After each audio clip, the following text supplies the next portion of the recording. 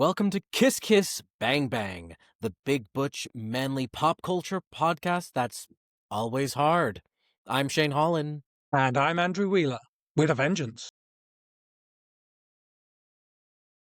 Today we're talking about the 1988 American action film Die Hard, directed by John McTiernan and written by Jeb Stewart and Stephen E. D'Souza. It's based on a 1979 novel, Nothing Lasts Forever, by Roderick Thorpe. News to me.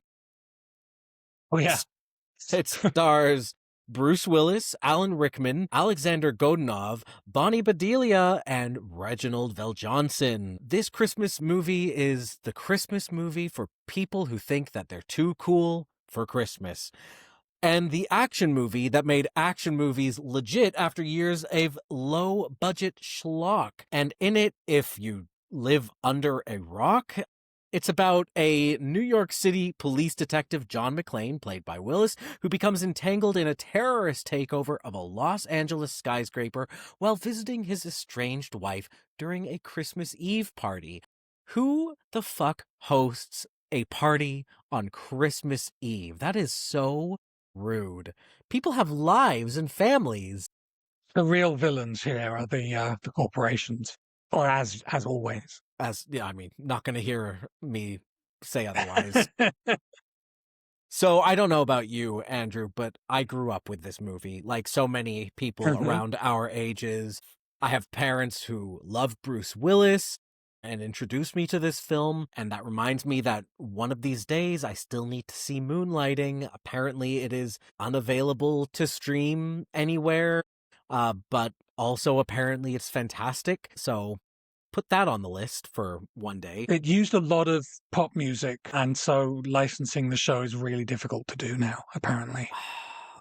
God, we live in a wonderful age.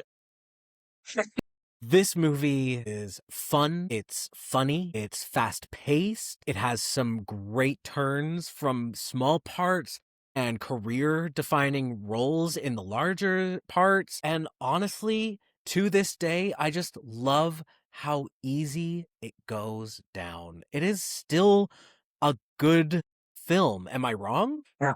No, you're 100% right. Yeah, this is one of those movies that has rightly earned its place as a classic, which feels so weird to sort of remember it as just being, as you said, we grew up with this movie. It was just a really good action movie, or so we thought at the time, but its reputation has grown over the years as we see both how hard it is to make an action movie that's as smart as this, and we've seen 1,000 movies try to be exactly this.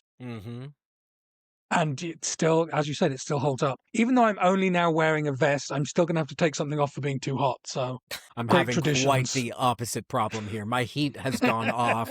I've got a space heater going on behind me. So if you hear a loud whining noise on top of this loud whining noise, it's that.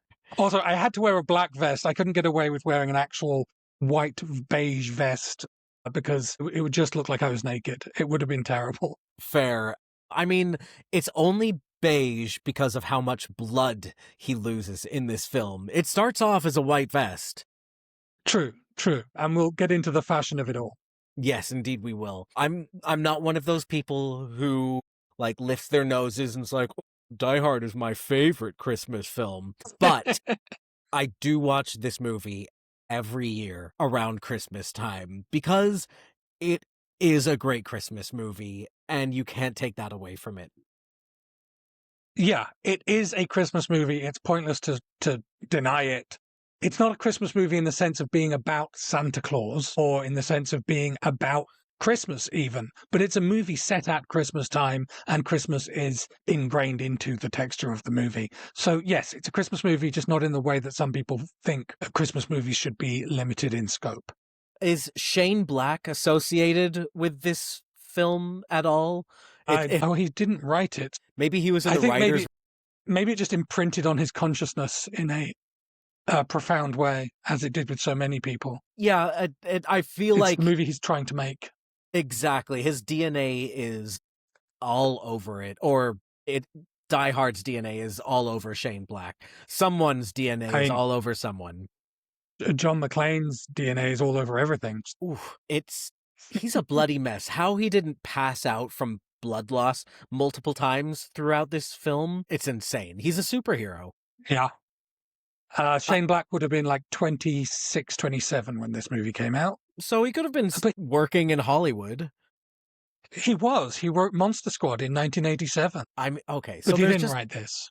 but there's got to be somewhere out there. There's a connection. I didn't do the Yeah. research. I'm sure No. if you lovely watchers and listeners want to pop it in the comments below, tell us how close we were or how far we were. Merry Christmas. Let's talk about the women, or should I say woman? Woman. Woman. Woman. She is a woman in this. I love Bonnie Bedelia. She is so fantastic as the separated Mrs. McLean / Ms. Genero. She's absolutely gorgeous in her very pink, very 80s business attire and her very 80s blown out perm. And I like that even though she occupies the damsel in distress category, like completely, she's still a career woman and she's very sassy. And I feel like it must have been pretty unheard of for a film to be about an estranged couple and this Yeah. weird, like almost love story or like a how do you describe it? They're like they're separated. It's a reconciliation of It's sorts. It is, Yeah. and I mean, if you've seen any of the sequels, it's not a very successful reconciliation, which actually makes it ring Nor would it all the be. more true. There's no way that relationship's going to be healthy after this. God, no, they've seen way too much. Yeah. My notes are very much in alignment with yours. Bonnie Bedelia is carrying the category of women in this movie almost single-handedly, and in effect single-handedly. There are no other women of consequence, I'm sorry to say. And there are so many men. There are so my many God. men in this movie. That should take an but, you hour know, to get through, by the way. Yeah. But she is, as you said, she's strong, she's smart, she's independent, she's kind of groundbreaking because she's not really eye candy in this movie. You know, Bonnie Bedelia is a beautiful woman, but she's not styled as like falling out of her top or anything like this. She's dressed as a professional woman in the 80s, which actually involves a lot of silk and very little skin. Yeah. So, yeah, there is no diversity of women, but there is a sort of groundbreaking woman who, while she's a damsel, she's not the sole damsel. And she's not demeaned or objectified or treated as pathetic or useless. You know, it's actually kind of, I think it was pretty groundbreaking. Yeah. I don't want to say it's refreshing because it still feels very of a time, but it is surprising at how well the character is treated in this film. The only other like women roles in this movie are bystanders, including the pregnant woman who occupies a surprising amount of space in this film, and also some police dispatchers who are very much treated as like, oh, brother, we have to deal with these people. But that is like a 2-second role. And the newsman has a PA. Right. So yes. She gets to do a lot of eye she probably rolling. had a name. Yeah. Yeah. Yeah. That's it for that category. Shall we talk about the boys? Oh my God. Do we have the time? I mean, honestly. We're talking peak Bruce Willis here. Would you agree? I mean, this is his first, like, starring role, right? This is what put him on the map. He'd been on TV, and I'm sure he'd been in other films, but this is the one where, like, they took a chance on making him a movie star, and my God, did it pay off. And he does it for me. In this film, you can see why Bruce Willis became a household name. He's like blue collar beautiful. He's a little dopey. He's very charming. And he's buff without being like just all muscle and nothing else, you know? He's got an attainable body and he's got this very like average guy demeanor. And I think that imprinted on me. Somewhere out there is my Bruce Willis, just putting that into the universe. I guess you have to be involved in a terrorist incident or something to find him. We can make that happen. But yes. Oh, no. But yeah, Bruce Willis was a heartthrob. He was a sex symbol. He was all of these things. It makes absolute, it's easy to forget or to look at how he's been in the last decade or more. And it's like, oh yeah, he's sort of doughy and craggy and making terrible movies. But no, this era, when he had some hair, he was actually a stud, and he absolutely convinces as a stud. And as you said, he has 80s action hero body. Mm-hmm. And I don't mean Dolph Lundgren. It was very much, he's not flashing his abs, but he's looking great. Mm-hmm. And yeah, the more dirty he gets, the hotter he seems to get. Yeah, honestly, like, men covered in that much blood should not be as much of a turn on as he is. And I think I need to book a session with my therapist. Well, let's finish up the podcast first. Okay, fine. In addition to being peak Bruce Willis, it's also peak Alan Rickman. Honestly, quite handsome. And you forget that because of the Snape of it all. And the Nottingham of it all. Like, he became someone else after this film. But this is another, like, this, again, put him on the map. And he only had, like, the most successful career after this. And it's an incredible performance. And he's got amazing hair and this silky voice and a terrible German accent that you can completely forgive because he's so fun. He's just so fun to watch. Yeah. And beautiful eyelashes. Beautiful eyelashes. Shocked by that. But yeah, I remember Shane, I remember the 80s. I remember a lot of people were hot for Alan Rickman, and it makes absolute sense. It's like, I get it. He is a certain type of woman's ideal man in that he's charming and slightly sinister. And I think right through to Snape, some people were like in love with him. But this movie and Prince of Thieves and the British rom-com Truly Madly Deeply, Anthony Minghella, that was like the trifecta of hot Rickman movies. Even though I would say you're right, in Prince of Thieves, he wasn't that hot. He was kind of looking like a poodle. But hey, it was the fashion at the time. Early 90s. Terrible time for fashion. Well, okay, he has a beard, and it's such an 80s beard, but that leads me into the next beard, and my personal favorite hottie. I'm going to say he's my personal favorite hottie of the film. That would be Harry Ellis, Hart Bochner, who is a character in the William Riker vein from Star Trek. If Riker was coked up and an 80s tech bro. And a disaster. And an absolute disaster of a human being. I mean, the beard goes a long way in making him attractive, but I think he's attractive. Am I wrong? No, I think he is very attractive. He stands out in this movie. You're like, Hart Bochner was hot? Yeah. This whole movie is full of people where you're like, oh, they were hot. Oh, they were hot. Yeah. Yeah, Harry Ellis could get it, and he does get it. So that's a shame. That is. Rough one. But yeah, I totally buy it.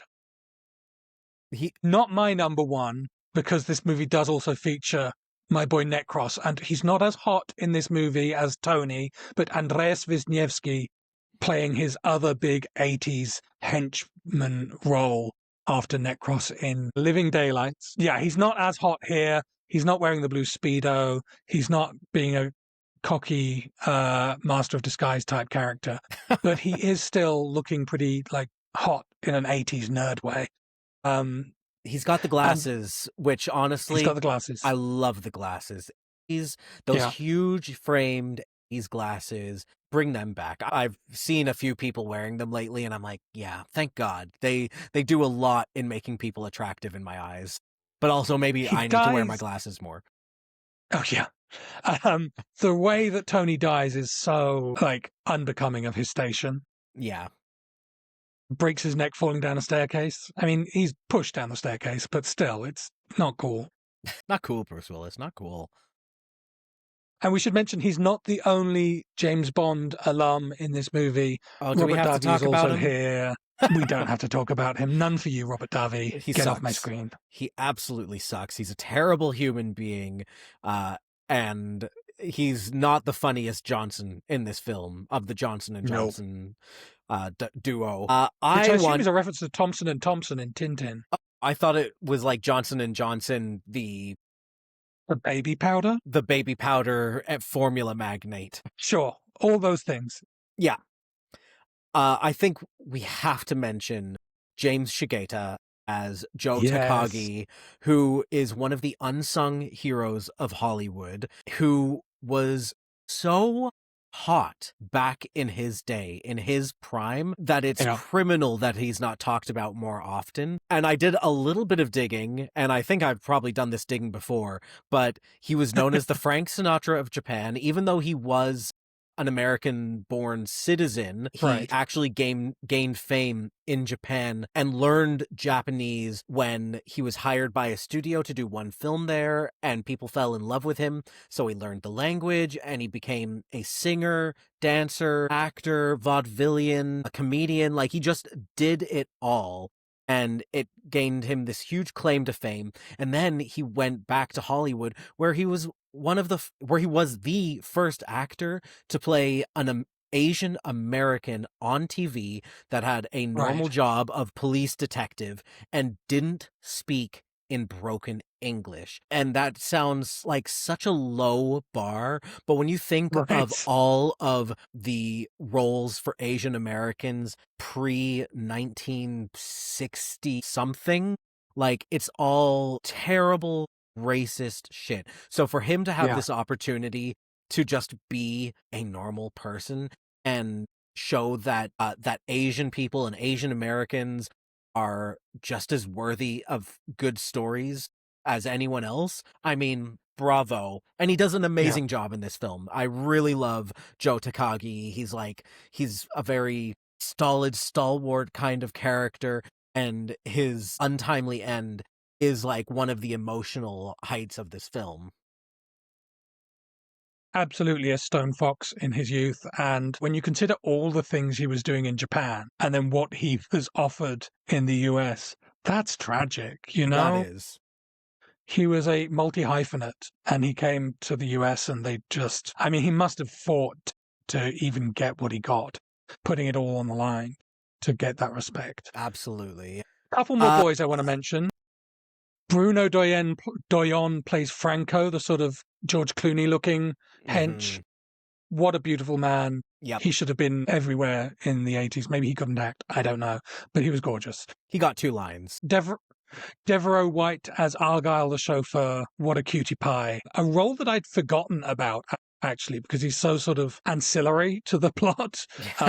And more so even than the policeman. Reginald VelJohnson? Reginald VelJohnson, yeah. Like, Reginald VelJohnson is on the phone basically the whole time. But he feels like, he's listed as an also starring, but no, Reginald VelJohnson is one of the stars of Die Hard.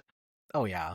Whereas Argyle, Devereaux White, not a character that I remembered, but a character that I loved this time around. Yeah, and he gets to be a hero without the backstory of Reginald VelJohnson's character. Yeah, he didn't have to kill any kids. I mean, we should talk about that. When we watched this together, I had completely forgotten that. What's his name in the film? Great question. I literally just finished watching it again, and I've already forgotten. I just know him as Reginald VelJohnson, the dad from Family Matters. Al. He at one point explains to John McClane why he is no longer like an active duty cop, and he's like, it was dark and I saw someone hold up a gun and it turns out it was just a kid. And the reaction is like, man, we all make mistakes, whatever. When are you getting back onto the force, bud? When are you going to go back out there and shoot some people? Like, no empathy for the dead fucking child. It's insane. Like, LAPD in the 80s, this was not a time of great acclaim. They were not covered in glory. This is a terrible backstory. And the fact that it's a black cop that killed a child rather than the reality we all know. It's kind of, yeah, it does Passing not the buck hold up onto the well. wrong person. And then he gets his hero moment, and it's like, he got Which his is killing groove a guy. back. He got to shoot somebody. All is right with the world. This man is a child killer. Also, the person he gets to kill is Alexander Godunov, a legendary ballet dancer. Yeah. That's also kind of a scandal, Yeah, really. it was quite the scandal. Any other Do you have any more boys? boys? I think we named all the good ones. We named all the good ones. There's a lot of men, but only This a is few only boys. men. John Larroquette is in this film for like 3 minutes as the security desk clerk. And I don't think he's credited, but surely he must have been on Night Court at this point in time, right? Maybe that's why he's not credited. Maybe it was like a cameo. It must and he have didn't want to been. be. That's the only thing I can assume. You could fill a convention hall with men that were in Die Hard, is what I'm realizing. Yes. Okay, let's move on to the music. So Michael Kamen wrote the score, taking on a job that he thought was beneath him, and in the process elevating the form. Like, he did not want to do an action movie. He didn't like the movie very much when he first watched it, apparently. But then he went in and he did the job. Like, it holds up. It's a classic.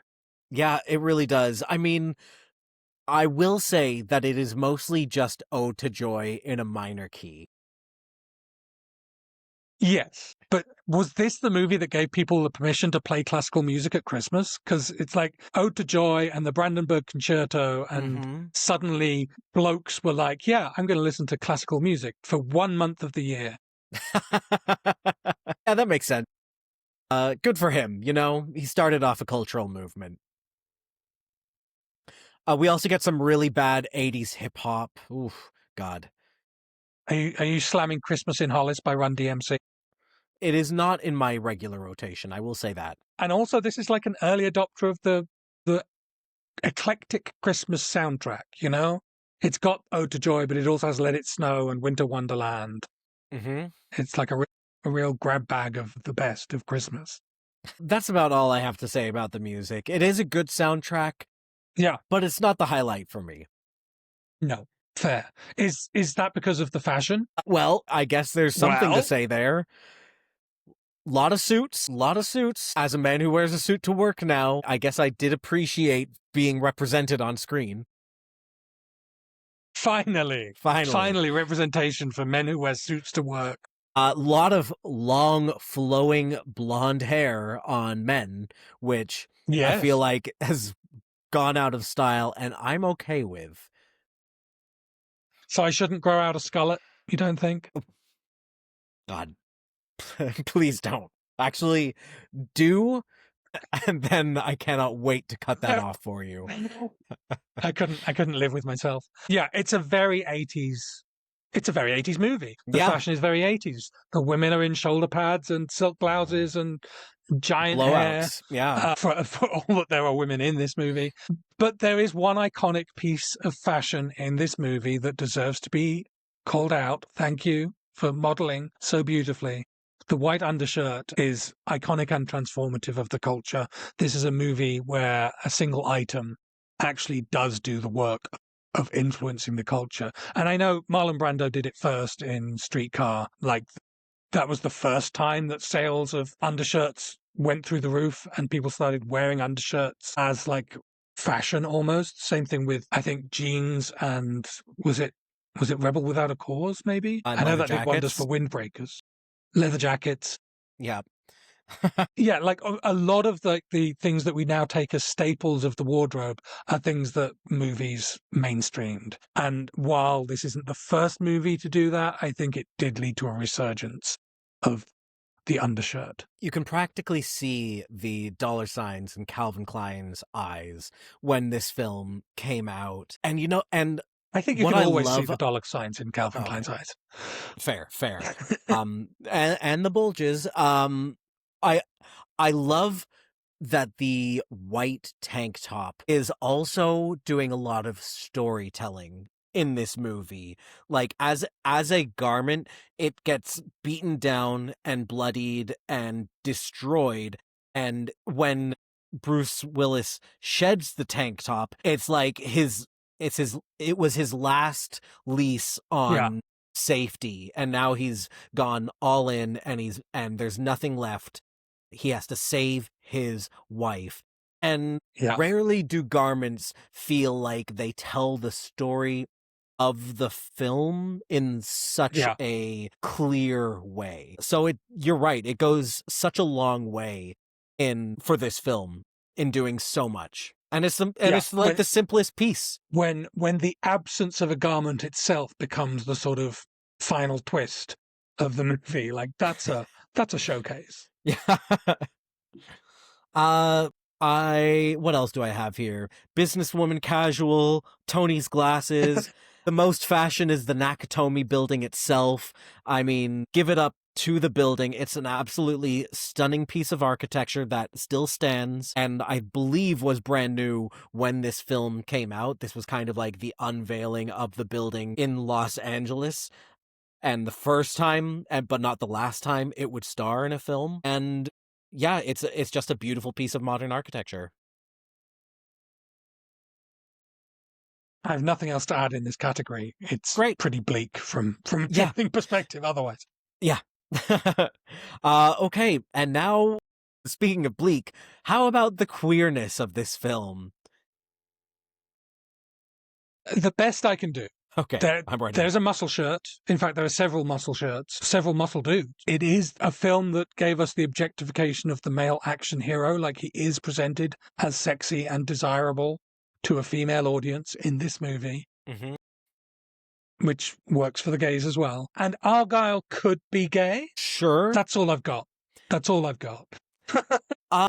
Okay, this is conjecture and hearsay and rumor, and so I don't want to give it too much air because the person involved has never said anything publicly about this. But Reginald VelJohnson, America's dad, is he one of us? It is a question that has been in the ether for decades that I've heard about. He has never said anything about it. He has always been single. He's never been married. He has no children. I ran across news articles that says he has cats. Well, case closed. He's a cat owner. That we can say. He's a cat owner. For sure we can say this.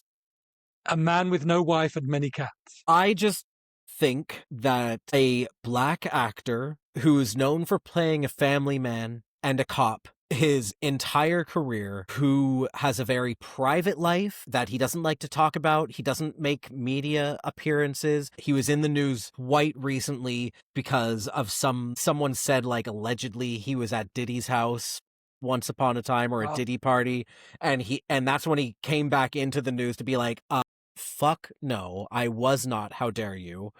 And I believe him. Good. But that, like, there's all of this nothing being said about it, and so I'm just gonna leave it at that and respect this man's privacy. We're saying nothing. He owns cats. He owns cats, and good for him. Good for him. The fact that America's other dad, Mike Brady, is gay. I was also gonna say Uncle Phil, who is also America's dad and is also gay. Wow. I mean, all of America's dads are gay. I think America, you just have to live with it. I mean, Daddy. Except Bill Cosby, who is a monster. Not that. Sorry, that was terrible crossover of the wires there. Oh God. So you either live gay enough or see yourself become the monster. Okay, well, on that note, should we rank and rate this film? Let's do that thing. All right. As always, we score the movie from 0 to 5, and then we award bonus points from the aforementioned categories. And this is just to see how queer this movie is. Have we even really decided, like, what our scale represents? It's half quality of the movie and half gaiety of the movie. I mean, It's great. its own special creation. Perfect. What are you going to give this film out of 5? I toyed with, is there a reason that I would give it a 4? And no, there isn't. So it gets a 5. Yeah, same. It's a great movie. It's a great, great movie. It is so fun. 2 hours and it flies by. And how often can you say that about a 2-hour film? Yeah, yeah. Like the pacing is actually like holds up. And I was expecting it to be a bit of a trudge because the pacing never holds up on old action movies. But no, this one does it. Yep. Same. And then the women. Does Bonnie Bedelia earn this film a point? I want to give it to her, but I don't think I can. I just think there are so many opportunities for there to be another woman. Yeah. I mean, when you look at Alan Rickman's crew, it's really quite diverse. Like Alan Rickman has, multiracial representation on his crew of terrorists, plus a surprising number of blonde men. It's better than nothing, shall we say? But he doesn't have a single woman on his crew. Not a single woman. No, not even a butch lesbian, and I would have loved that. We went in two opposite directions. I mean, we just pitched a great reboot of Die Hard. I cannot give it the point because it lacks Die Hard with a lesbian. Both a honeypot and a butch lesbian. But what about the boys? It does not lack for boys, but are they good enough? Yeah. I'm going to say for me, yes. And I could even distill it down to Bruce Willis, Alan Rickman, and Hart Bochner. That would be fine for me. But there are others. Necros. Yeah. Bowman, was that his name? The I'd hot have brunette. To scroll back up. Yeah, who wants to do that? I'd have to scroll. I don't think it was Bowman, but yeah. Yes, there are a multitude of hot men, and it's an iconic hot guy role. Actually, 2 iconic hot guy roles, I would say. Bruce Willis and Alan Rickman. Yeah. Both at the peak of their powers. And then the music. Does it depend how you feel about Christmas soundtracks, I suppose is the question. Like, I think Michael Kamen did a good job. It's not one of the all-time soundtracks, but it is a soundtrack that gets re-released every anniversary of the movie and repackaged, and people must be buying it like all these years later. It's a good soundtrack. It's a good score, sorry. It's an okay soundtrack with some real bangers. I think I'm going to say yes. I think this distinguishes itself enough to be worth the music point. I'm going to hold off on this. Okay. I can think of like a dozen other Christmas movies whose scores and soundtracks I love more. And this is just a personal opinion. And I'm letting that bleed into this very serious work that we do, but it's just not for me. The Academy will be outraged, Shane. The Academy of Kiss Kiss Bang Bang. That's right. And then there's the fashion.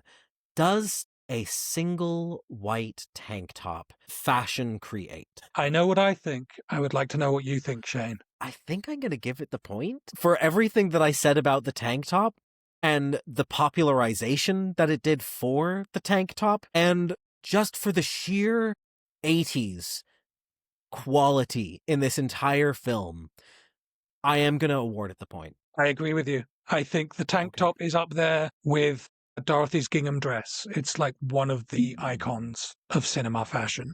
It doesn't have to look nice. It just has to be definitive in the culture. And I think the white tank top is. Go to any circuit party today and you will see a sea of tank tops for the first hour. Yeah. And then they will be tucked in someone's waistband, just like in the film. Speaking of queerness, I mean, look, this is not a queer film in any way, shape, or form. It is so heteronormative that it might be homophobic. Thank God that they don't throw around the F slur or honestly, it's actually progressive that is not included in this film at this time. Yeah, kind of. God. Yeah, it doesn't get a queer point from me. There's just nothing to hold on to. It's like a desert. Of queerness. Yeah. Yeah. I mean, at a time when gay people were dying in the scores every day. Look, I guess that's part of the problem. That's part of the problem, for sure, yeah. Then there's the question of a penalty. Is this movie egregiously bad in any regard? And as you said, it doesn't use the F slur. It doesn't treat women poorly. They just aren't. Yeah. But it's not it is not offensive to queer people, it just pretends they don't exist. It's not offensive to women, it just pretends there's only one. And actually, in terms of racial diversity, it's amazing. Like, it's surprisingly great. Like, there are multiple characters of color. It is Los Angeles, you would hope. But, like, again, Hollywood frequently ignores, we all think to Friends as the classic example of being set in a diverse city and not having any diversity at all. This Ross looks like dated LA. a black woman. Yeah, absolutely. And in fact, like, you could bring this movie to a hearing against DEI and say, but look at how positive this representation is. Yeah. So no penalty. I dare say it should get a point back for being in the opposite direction, but I won't go that far. That's not how the penalty works. Right. A bonus, then. Making a mockery of the whole system. The Academy is going to be on the phone any second now. Hello. All right, okay. So I think you've given it a 7, I've given it an 8, so that's a 7.5. That's a very good score. That is a very good score, and it's so rare that you rate something higher than I do, so wow. It's true. I mean, I must be in a bad place. It's cold in here. My heater broke. Yeah. Please don't let this be my good place. Merry Christmas. We will not have a new episode next week because we're taking some Christmas R&R.